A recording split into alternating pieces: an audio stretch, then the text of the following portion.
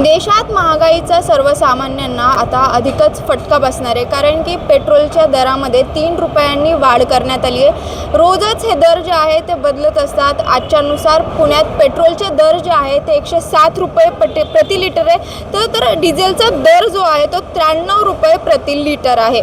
रोज सकाळी सरकार इंधन कंपन्या पेट्रोल डिझेलचे नवे दर जाहीर करतात। आज देखील पेट्रोलचे दर जाहीर करण्यात आलेत आणि त्याच्यामुळे राज्यात पेट्रोलचे दर 100 रुपयांपेक्षा जास्त आहेत। तर काही ठिकाणी देखील डिझेलचे आतापर्यंत सर्वाधिक असे दरवाढ जी आहे ती सध्या दिसत आहे। देशात सध्या पेट्रोल डिझेलच्या किमतीत सतत वाढ होतीये, त्याच्यामुळे पेट्रोल डिझेलच्या किमती वाढत असल्यामुळे सर्वसामान्यांच्या खिशाला जो आहे तो फटका बसतोय।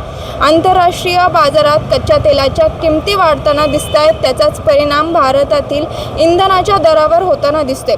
दरम्यान आता यामध्येच पेट्रोल डिझेलवरील आयात कर देखील वाढवण्यात आला आहे, त्यामुळे हे दर जे आहे ते भविष्यात आणखी वाढण्याची शक्यता सध्या व्यक्त केली जाते।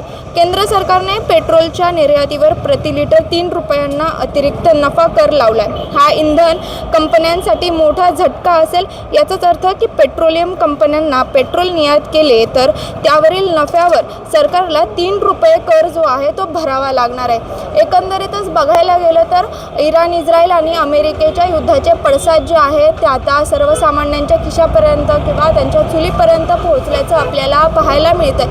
खरं तर या सगळ्यात बघायला गेलं तर भारतातील परिस्थिती जी आहे त्याला कुठलाही फटका बसत नाही आहे असं सतत केंद्र सरकारकडून सांगण्यात येत होतं। मात्र जशा 5 राज्यांच्या निवडणुका संपल्या तशी ही पेट्रोलची जी दरवाढ आहे, डिझेलची दरवाढ आहे ती करण्यात आली। मात्र या दरवाढीनंतरही सर्वसामान्य नागरिक जे आहे ते पेट्रोल पंपावरती तेवढीच गर्दी करत असल्याचं आपल्याला पाहायला मिळते।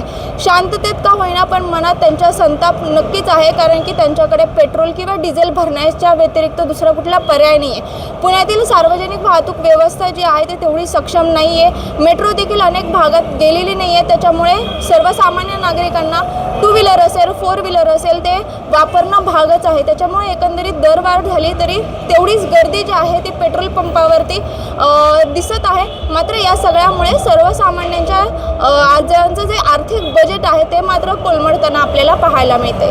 शिवानी लकडे, टाइम्स ऑफ महाराष्ट्र, पुणे।